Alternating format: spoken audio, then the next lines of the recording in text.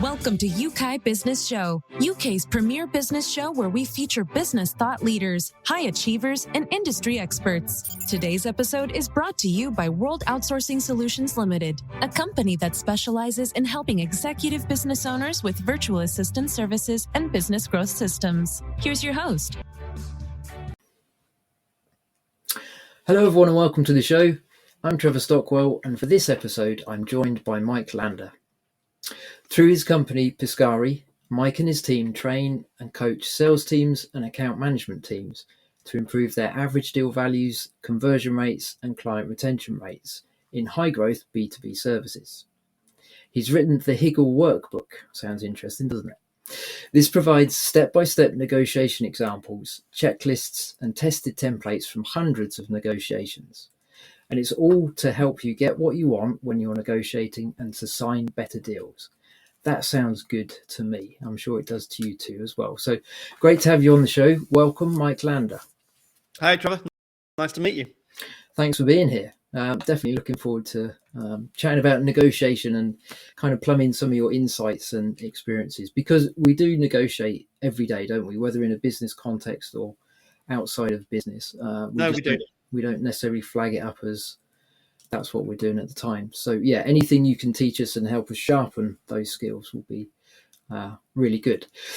But maybe just before we jump into that, as exciting as it is, share a little bit about your story, because as we were chatting before we started recording, you don't come from an entrepreneurial family, do you? No, not at all. No. And so if I give you a kind of very brief kind of potted history of where I came from, anyone that looks at my LinkedIn profile, they'll look at it and go, there's no connecting the dots. It's not linear. I can't see what that progression was. Where did the entrepreneurship come from?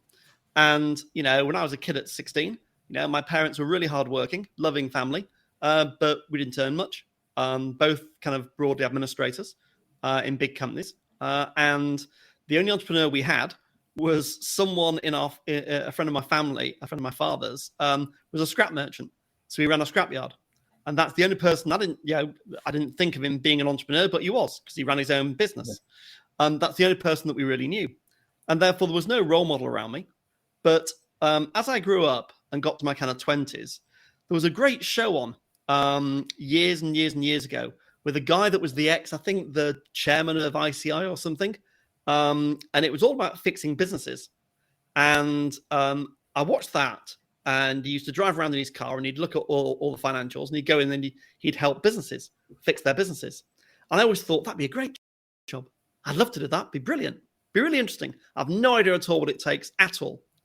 And then over the years, I was an engineer. So I went into engineering, left school at 16, went into engineering, got to about 21 and did my degree at 21. So I didn't do a standard kind of like A-levels and university.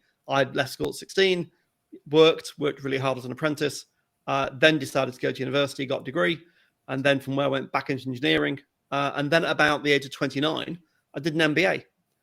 I think these days, I wouldn't recommend someone to do one. But back in the day, I'm now 57. So, when I was 29, It was a very good thing to do. It was affordable, and it was a great way of learning new skills. So I went from having done the MBA, engineering kind of project management, and I went into marketing banking. So a complete change. Yeah. So a complete change of career, but still in the corporate world. Joined Barclays, worked with them for a number of years. And I met at Barclays, I started working with two very big consulting firms, McKinsey and PwC. And they trained me to be a consultant. I was on the client side, they were the consulting teams. And I was fascinated by the consulting process. Methodology and the analysis and the rigor and the logic. It really played to my kind of like the way my brain's wired. Yeah. So your audience is probably thinking, right, so okay, so where did this go then? And in about 2000, I left KPMG. It's a great career, great firm, learnt loads, didn't want to carry on up the tree. You're never sure if you will anyway, because getting to being a partner in a big firm is very, very difficult. Very demanding. So you don't know if you'll make it or not. But I decided I'd leave and go and do my own thing. And I kind of went freelancing. There's an important point here, Trevor, if people are listening.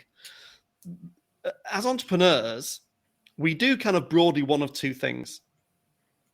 We either go as a freelancer and we sell ourselves as freelancers because we have a skill that clients want, or we build a business. The mentality of doing one or the other is really important, because with freelancing, and neither one is good or bad. So I'm not advocating you should do either as a, well, you're saying this is good and that's bad. They're just choices. Yeah. When you're a freelancer, you want to generate income and you want to support your family and you want to have a nice lifestyle and you want to be independent. When you're building a business, you pay yourself nothing. You work crazy hours. You build assets, intellectual assets, financial assets.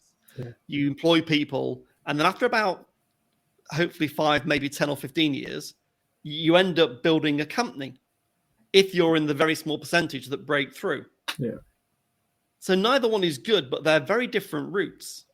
And I ended up, basically in 2006, having been a freelancer, I ended up raising a load of money off a bank.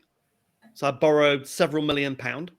I bought a company off 2 guys that I knew really well. I scaled it up. So I ended up with 120 consultants, 20 million turnover from nothing. I mean, my friends kind of turned around one day and suddenly Mike's running quite a big business from nothing. And they're like, well, how did that work? What happened? Yeah. And another important lesson, practical lesson in life. When I was looking at buying that company, most of my friends, if not all of them, said, you're crazy. You're putting your savings at risk. Why would you buy this business? Be a freelancer. You're enjoying it. You're earning great day rates. Just carry on. I went, no, I believe in what I'm doing. I believe the risk is manageable. I'm going to go through with the transaction. And I did. And at the other end, I built this business and then grew it again, diversified, borrowed some more money, having paid back the first tranche. That went horribly wrong. Learned some really massive lessons about what happens when you over leverage in a business, i.e. you take on more debt than you should and you diversify away from your core business. Turned all that around and ended up selling one of those businesses for a decent sum, quite a decent valuation. And then built a consultancy business, another one, off the back of the first one. And then we sold that as well. And that one was in procurement consultancy. And that talks to kind of what I've done recently. For those that don't know, these procurement people exist in life. If you sell to big companies, you'll meet people called procurement. Yeah. What do? They're trained buyers, hardened, trained buyers. And we built a consultancy that basically were buyers. So we were buyers for other companies. And as an example, what does a buyer look like? Imagine you're a buyer, you work for a big retailer, and you buy bananas. You buy a lot of bananas. You learn to negotiate really hard deals if you're buying bananas, because every penny that you save the firm obviously drops straight through to profits, and you sell a lot of bananas. It's a lot of pennies. So these people in procurement are very well trained negotiators. And having built that consultancy business, which was about basically negotiating deals for clients as buyers, after we'd sold it, I kind of thought one day with my wife, we were just talking one evening about what do I do next. And one of the things was, well, why don't you help SMEs, entrepreneurs that are sellers, negotiate better deals with their clients as they're scaling up? Because you can show them how a trained, hardened negotiator as a buyer works. Yeah. So you get to see the inside of the way that the mind of the buyer works as a seller. And that's how I got into negotiation skills training and coaching with sales teams in SMEs. And that's what, we'll come on to later. That's how we got to developing the Higgle book. Yeah. Because we actually sort of wrote out a very simple methodology based upon, tens, if not hundreds of person years of doing deals. Yeah. That was it. That's where I kind of got to this point with. It's an interesting journey, isn't it? And it's one of those things, like a lot of the guests we chat to, you couldn't go back 10, 20 years and point to, this was the plan. This was the road that I took. And I guess within sort of being an entrepreneur and the whole journey of making your own way in lots of different ways, that's part of the challenge, but also part of the appeal, isn't it? Exactly. And I think it takes courage, it takes confidence, but it also, yeah, there's risks, like you say, but measured risks. Yeah. Always good to measure the risk where you can. And timing, Trevor. I mean, if you look at the research, why do certain entrepreneurial firms succeed and fail? And they looked at hundreds, if not thousands of firms across loads of different studies. Most people would say it was access to capital. And it's not true, actually. Broadly, it's timing. People will think it's luck, but it's really about being at the right place at the right time, persevering so that you don't give up and walk away, having an offer that kind of meets the market need at that time, and then taking the opportunity. And that, I think that definitely plays to that first business that I bought. It's a great timing. I could access capital to buy this company. There was the right conditions to buy the company. I got the right price negotiated, and there was lots of opportunity on the upside. But that wasn't because I just bumbled out of bed one day with a hangover thinking, oh, I know, I'll buy a business. I'd spend months, if not years, thinking it through. Yeah, with a lot of research and a lot of thinking and planning as well. And in the background, it's the stuff that people don't see, isn't it? And then, like when your friends, see the company take off, it's like, okay, but they don't see all the work behind it. And and everyone wants to join you. My father-in-law had a great phrase. When you get to the finishing post of a race, everyone wants to join in. Yeah. And they want to participate in your success. What they forget is the years of training that went into that one race that got you to the finishing post. Yeah. And that's what entrepreneurs do. We put in the effort, the hours, the risk. We manage the risk to get to, a race, a series of races. Yeah. But people don't see the journey. Yeah, absolutely. So one thing also that will come up later on in our discussion. So another key for your audience, negotiation. If you look at, what are the success factors? So is it about being very extrovert? We talked about that before the show. Is it about being highly creative? Is it about being, quick-witted? 60% of the value in any negotiation is created away from the table. Preparation is the fundamental key. Yeah. Time and time again, if you prepare well, you'll get a better outcome. Yeah. And that's really important in negotiation and in building your business. Yeah. Let's dig into the preparation a little bit more, because most people think negotiation, get the best price. Yes, price is important to some extent, but the preparation, what are some of the things that we need to think about when we're preparing before we start negotiating? So let me give your kind of audience a very simple 4-step framework. And where this came from was I went on lots of negotiation skills training courses from all sorts of different providers over many years. And I had very good mentors and coaches in big firms like KPMG that I worked with. And what I realized was that a couple of things. One, the formal training, you end up walking away with a head full of stuff, which is really hard for you to turn into a practical tool you can use every day. And the templates often get too complicated. And the other thing is you see some people that just seem to be really good on their feet, and you think, I just need to be better on my feet as a negotiator. What you don't see is most of what they've done is they've thought about it, they've written it down, they've prepared it. So what I did was I thought, right, okay, so what's a simple 4-step process to negotiate anything that anyone can use that's got all the basic stuff in it and hasn't got some of the more esoteric stuff maybe? So here's the very simple 4-step process. So I'll give you the headlines and then we'll delve into each step a little bit more. Okay, yeah, sounds good. So first thing is objectives. You've got to work out what are your objectives, what's your counterpart's objectives, and what's what you call your BATNA, best alternative to a negotiated agreement. And that phrase is from Harvard, a very famous guy called William Yeukai, I think, developed BATNA.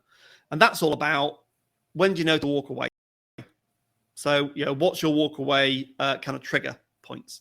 You need a walk away position. Let's not get into Brexit, because I think that was an example of where BATNAs hadn't been developed. However, yeah. so you're going to basically prepare some objectives. The other thing to do in that step, objective criteria. We'll come back to that later, but you need some criteria for the deal. So that's step one. Step two, you go, okay, timing. So how long is this deal going to take? Right, it's going to take 3 months. Okay. What are the steps? Well, there's about 4 steps to get to a negotiated deal. Okay. What are the things we need to do in each step? Well, there's 6 things in each step. Okay. So now you've got a time frame with 4 steps and 24 tasks and some milestones. So step 3, you go, right, okay, objectives, tick. Timescales, tick. Deal variables. So now you sit down and you go, right, what are the variables on the table? What are we going to negotiate around? So everyone says, well, price. And you go, yeah, price is definitely one. Let's put price on there. What else? Well, I don't know. What about payment terms? Yeah, that's definitely one of them. How about contract length? Yeah, contract length would be interesting. What about scope? Yeah, we could definitely talk about scope. Yeah. What about termination rights? Yep. Okay. So now I've got 6 variables off the top of my head. Every deal's different, but you write down the variables. And then importantly, in this step, the bit that everyone loves is this kind of step. The danger is they forget the first 2. Mm-hmm. In this step, you've got 6 variables. Now what you write down is, what's my ideal outcome for each? And then the second thing you do is, what's my least acceptable outcome for each? Yeah. Write those down. And now what you've got is, if you've ever looked at an audio engineer, when they're mixing a soundtrack, they turn dials up and down. So you've got 6 dials. So if one gets turned down, you have to turn the other one up because you're trading. Yeah. If I give you a better price, I expect better payment terms. So you're constantly now tuning the dials on the mixing desk. And then the last thing is, step 4, is issues. Every deal has issues. Things come up. Curveballs happen. People think about things that they haven't thought about before as being problems with the deal. So you write them down. You work out whose issue it is. You work out how you're going to resolve it. You resolve it. Then you cross it off your list. So you can keep track of the issues. Because what happens in any deal is you lose track after about 3 or 4 things of what's going on. So you need a way of keeping track. And when you've written that, you've now prepared, you can go to the negotiating table. And then you'll find that half the things on your sheet don't get mentioned and half the things you've not thought of.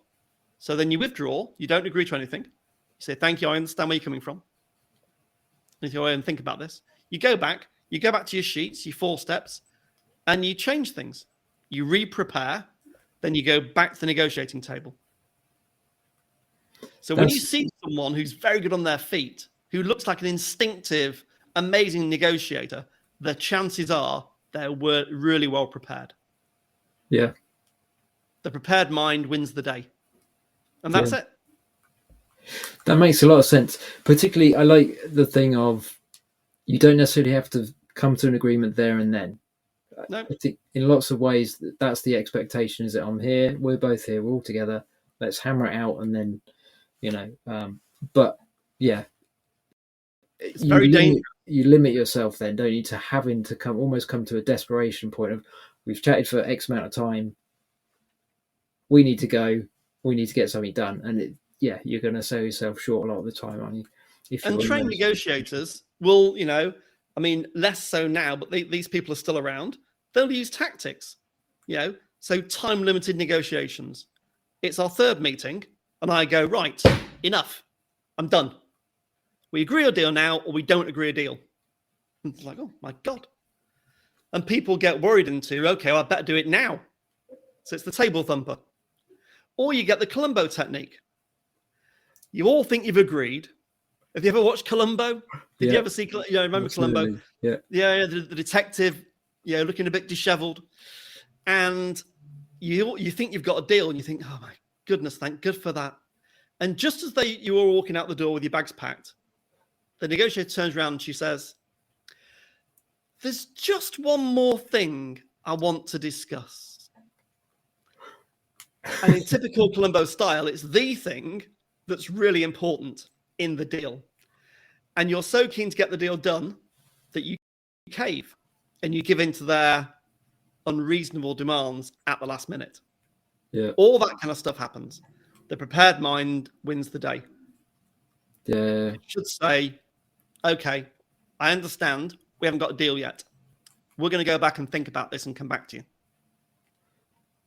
And if they say it's now or never, my advice is then it's never.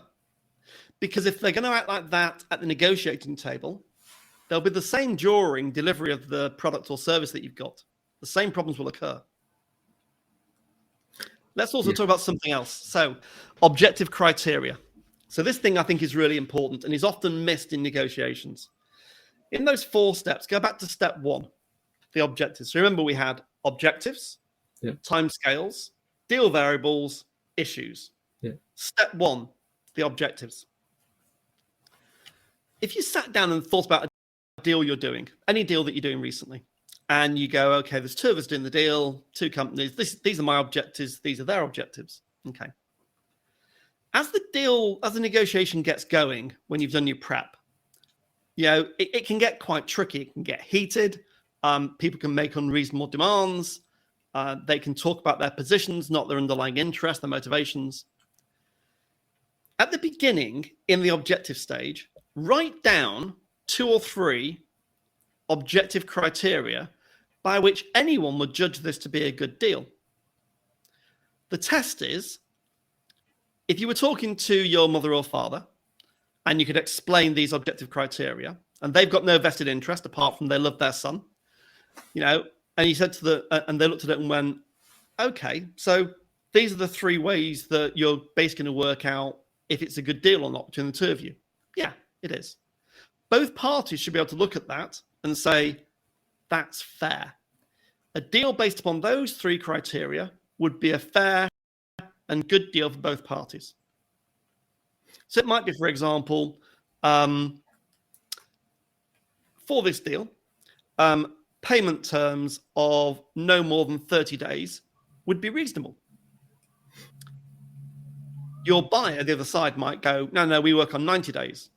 And you could say, well, but we're an SME and cash flow is really important to us. And so given that you work with quite a lot of SMEs, it would be fair across all your SMEs to have payment terms around that 30 days, maybe 45, but around that 30, 45 days.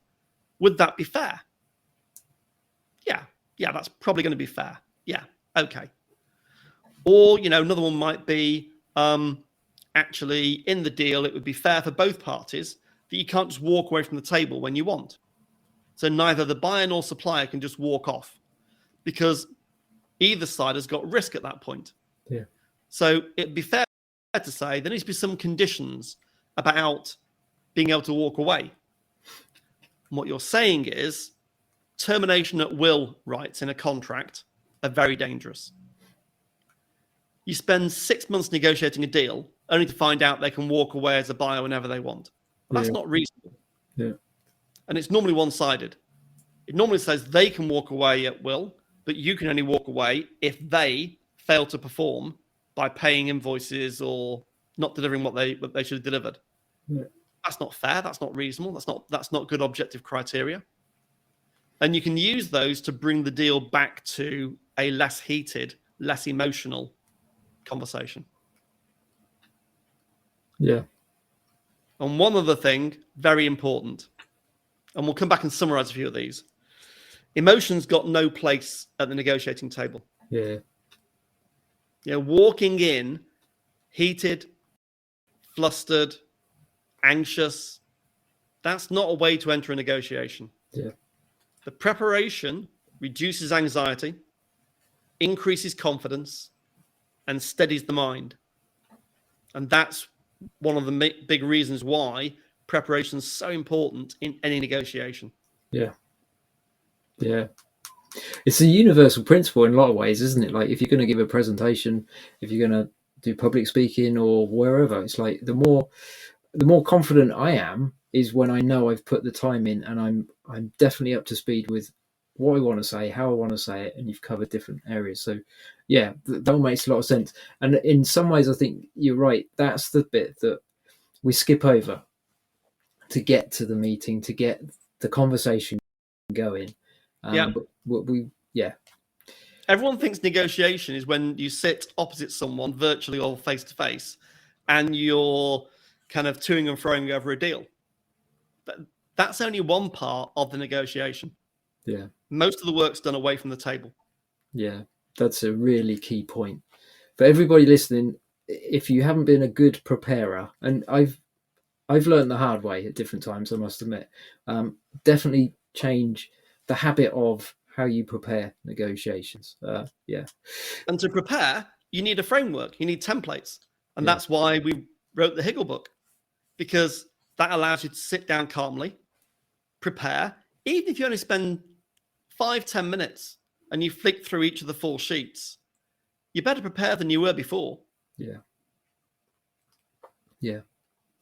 Is it a good approach to always try and prepare for a win-win? So win-win, win-lose. So this isn't a popular belief, but it is my belief. 90% of deals are not win-win.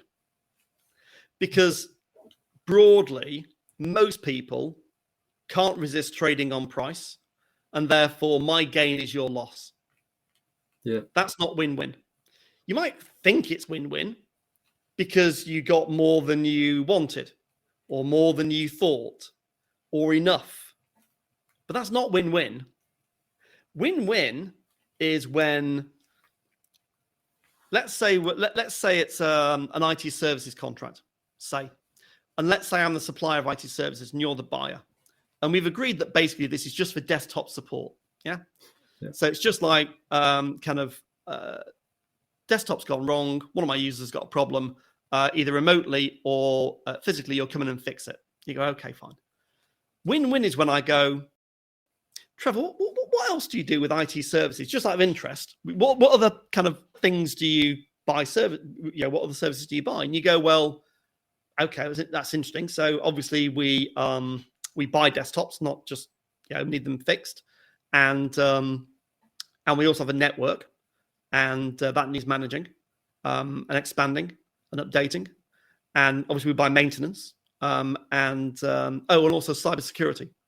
Really, Trevor? Interesting. So, as it happens, we've got an amazing cybersecurity team that does cybersecurity risk assessments for bigger organizations. And we do an audit. Would that be of interest? And you go, yes. And I go, have you got another supplier doing that currently? And you go, yeah, we have. It's not working that well, but yeah, we have.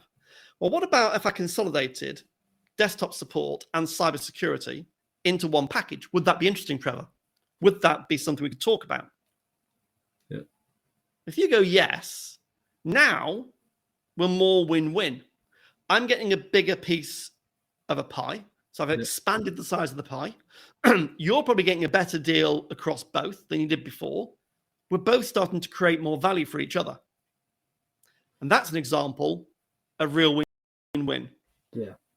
Win-win is not, we start off at £100 to buy a glass, and you go, I'm not paying 100, I'm going to pay 50. And I'll go, I'm not selling at 50. I might sell at 90. And you go, no, I'll go on, let's do 80. And I say, 85. That's not win-win. That is not win-win. It just isn't. Yeah. I know what you mean. It's a false perspective, isn't it? It is. Yeah. People think win-win is about being nice to each other. It's not about being nice to each other. Win-win is about creating more value for each other. Yeah, absolutely. I think that's a lot of it. If, from a business perspective, if we constantly focus on adding value, the profits, the income, the turnover, all of that sort of stuff gets wrapped up as a byproduct, really. If we're smart, we still need to be smart about it. But if the focus is on the value and not the pound signs, the dollars, whatever, then it keeps us in the right position to then have the right perspective. So that's really good. We are sort of running out of time, although it'd be great to chat with you a lot longer. But for the moment, let's just pause the negotiating in a work perspective, because you mentioned about parenting. How does it work with parenting For everybody listening that is thinking, I need some help with the kids. It's a great question, Trevor. It's a great question. So before I answer the question, let me give you another little principle. Again, this is from a guy called William Ury. So it's William Ury. Anyone listening, there's a brilliant book he wrote called Getting to Yes. So if you only buy one negotiation book apart from mine in the world, buy Getting to Yes, because it's a brilliant, brilliant book. And one thing he said was a principle which is called going to the balcony. And what he means by going to the balcony is when things get a bit heated, take a step back, go up a level, go to your balcony in your virtual house and look out over the scene about the bigger picture. What are we trying to do here? So, negotiating with children. I've got a child. He's 9. So I thought, well, I know, I'll apply my principles, what the objectives we're trying to achieve here and what the criteria and, the time. You can't do that with a child that's basically kind of, wants something now. But what you can do is you can step to the balcony. And when we step back as parents and so the child wants something, they want the latest Spider-Man toy because their mates have got it. And you've just bought them a toy last week and Christmas is coming. And so you're not going to buy them a toy now. So just saying no isn't going to really help. So, but stepping back and thinking, what's the bigger picture here? The bigger picture is your child's upset because his or her mate's got something they haven't, and they really want it. But the bigger picture is there will be other toys, and there will be Christmas around the corner.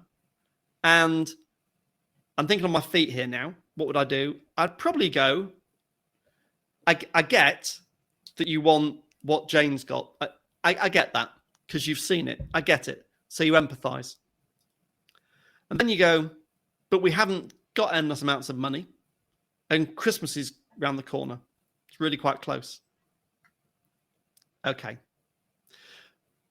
But you never know what Father Christmas brings. Who knows? And also, maybe over the Christmas holidays, we can go and see Jane and her family. And you can play with that toy with Jane. And then you get to share the pleasure of it. How would that feel? And he goes, well, I prefer to have it, but okay. Yeah, all right, let's try that. And that's stepping back and thinking about a slightly bigger picture and some options to present, as opposed to the instant reaction is, no, absolutely not, definitely not, you're not having it. You're not having it. Because then you get into a very adversarial, what used to be called a Mexican standoff. A Mexican standoff is, we're both stood there, and it's like, who's going to blink first? Yeah. That's not a way to negotiate with a child.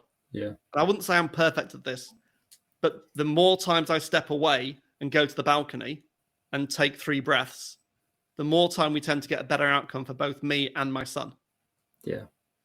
That's a really good principle, actually. In lots of different areas, we can apply that. Just detach yourself from the immediate scenario that isn't easy to solve and think about it and look at it from, their perspective as well. Yeah. Yeah.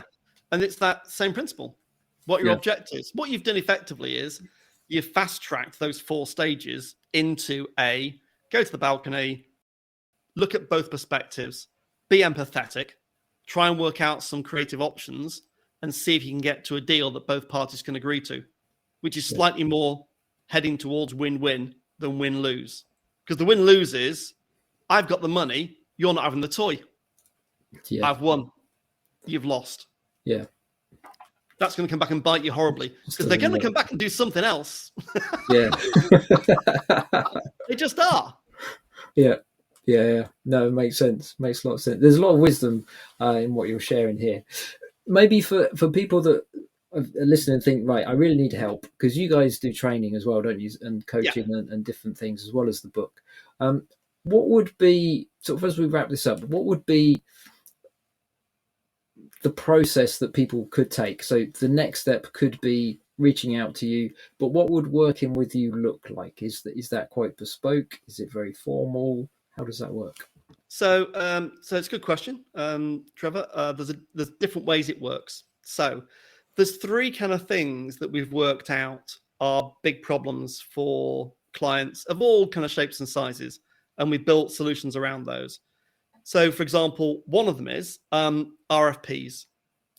As SMEs get bigger, they get RFPs, request for proposal, from organizations, and they have to respond to them or not. And if it's quite early in their growth stage, they need help working out qualification. Should we bid? And if we do bid, have we got through to the shortlist? So we provide a productized service around basically support on RFPs. So that's one thing. Another is not an RFP, but just you've got a few deals coming up and they're bigger than normal. They used to be like 50K deals and now they're 200K deals. So they're much more meaningful. And you don't know what you don't know. Yeah. So we provide a kind of a coaching service, which is deal coaching. It's really mentoring because it's advice. Yeah. What's the situation? And then we work out negotiation strategies to help you get through that deal with a better outcome, far better outcome than you were before. And the third thing we've realized is sales teams, small and large, need training. As you scale your sales team up, what you want is a common way of negotiating. And the biggest area of benefit typically we've found is discounting. A lot of salespeople, I've been a salesperson, I've been a sales director.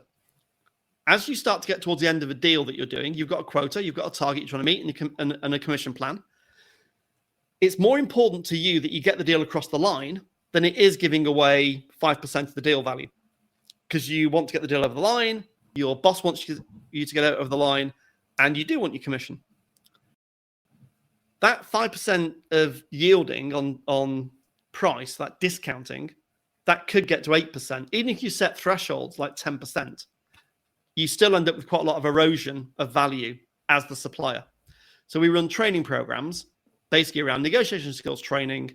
What do you do when you meet tough buyers? And how do you talk more about value and less about discount? How do you link what you're doing to a 10x value from your product or service rather than, oh, okay, you want 20% off. I can't do that. I can stretch to 10 and you end up at 12. And everyone says, well, that wasn't great, but we got the deal over the line.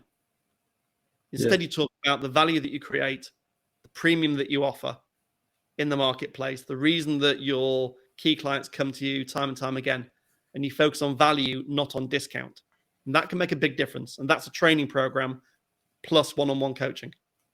Okay. That sounds really good. You've got quite a broad offer of services there to cover lots of different aspects. So that's really good. So would the best place for people to go to be piscari.com? Is that the... Yeah, so either go to piscari.com, see what we do, or you can buy the Higgle book. So we actually built it and we've stuck it on a shop. So if you go to Higgle, HIGGLE.piscari.com, so I'll just check that.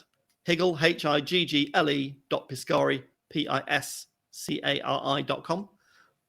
Then you can buy it there. Or you can just if you go to the website and sign up, you'll get our newsletters. Every fortnight you get something. Yep. They're not really newsletters, Trevor. I've worked out no one wants another newsletter. No one does.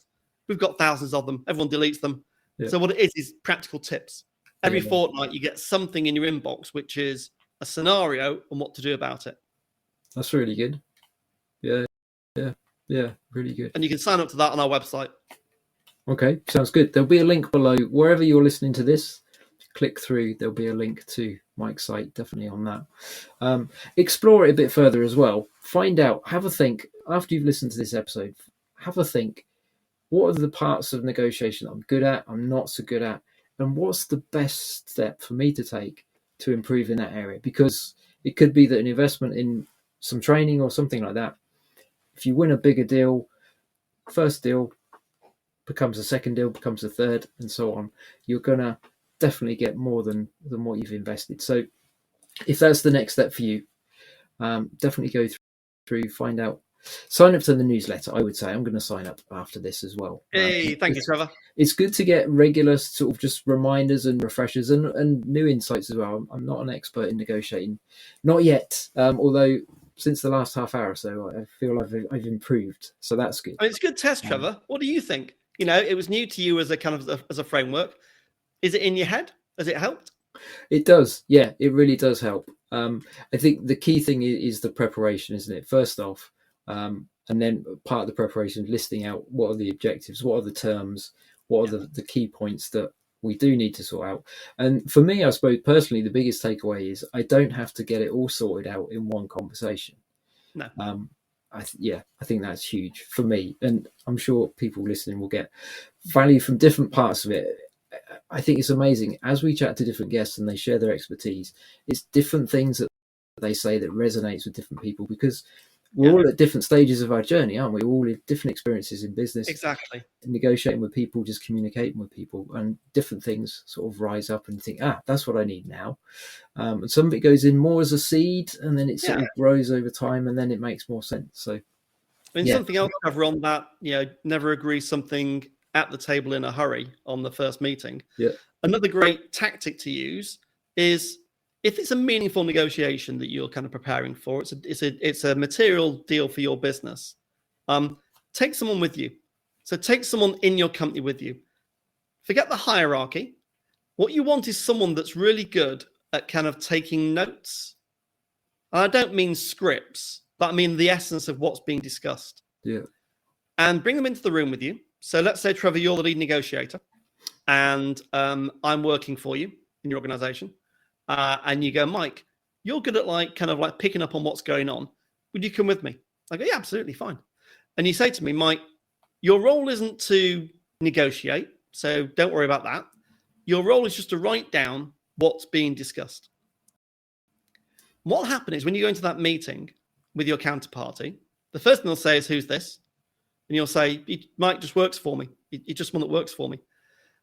And if the person opposite you says, well, you can't have two of you in the room, it's just one of you. It's like, no. I say to them, my problem is I'm not very good at remembering everything all at once. Yeah. There's something in our heads called working memory. Working memory is basically, if you had a table full of Post-its, how many Post-its fit on your table? Mine, about 3. Yours might be 50. So you've got an advantage. So I say, I can't think of many things in my head at once. So what I do is Mike just takes some notes. He's just taking notes of what's going on. I'm not recording anything. He's just taking notes to help me think it through. If your counterparty says, well, Mike can't be in the room, you probably know it's the wrong client to work with. Yeah. Nothing secret's going on. Mike's just taking some notes. And then when you get to a point, about 45 minutes normally in, I'd recommend saying, okay, we'd like a breather now. Let's just take 15 minutes out, grab a coffee, and we just want to go somewhere and have a little think about what's been said. And then Mike can go through his notes with you, Trevor. You've got stuff in your head. We can get out the negotiation sheets we prepared, see where it fits, what we haven't mentioned, and see where we are on the journey of negotiating a deal. Yeah. You'll get much better outcomes, and you'll feel more confident. You can't write something down and talk at the same time. Yeah. It doesn't work. Yeah. It's too complicated. Yeah. You're going to miss key things. You're going to miss stuff. That stuff. Yeah. And you'll agree to things that you forget.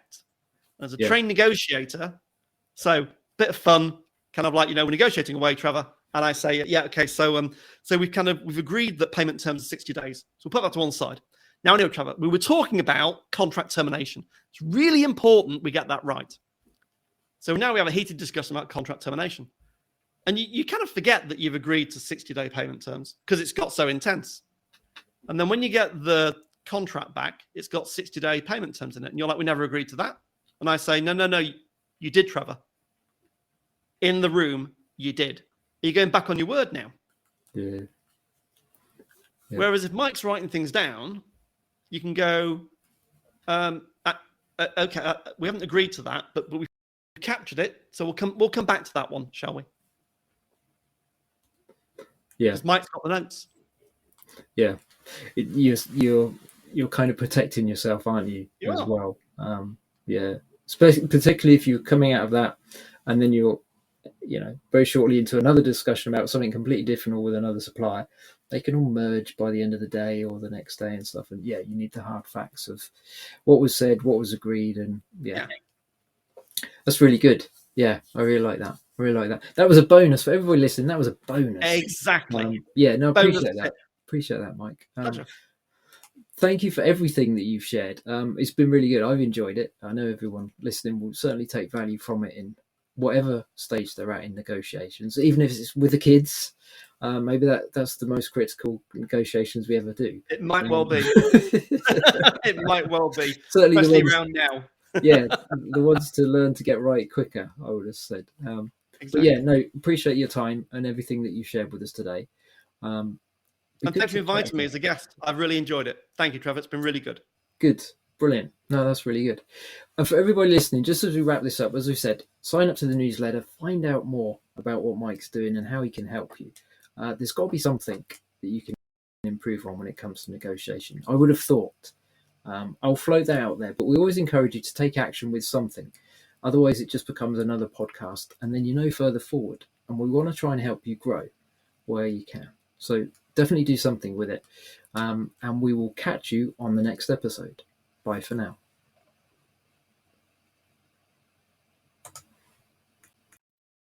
Thank you for listening to Yeukai Business Show. We will be back to bring you more episodes with success stories and advice straight from the experts. Want more? Check out www.yeukai.businessshow.com. Get your free trial of our virtual assistant service today. Just visit www.worldoutsourcingsolutions.com. Quote WOS18 or send us an email at support@worldoutsourcingsolutions.com.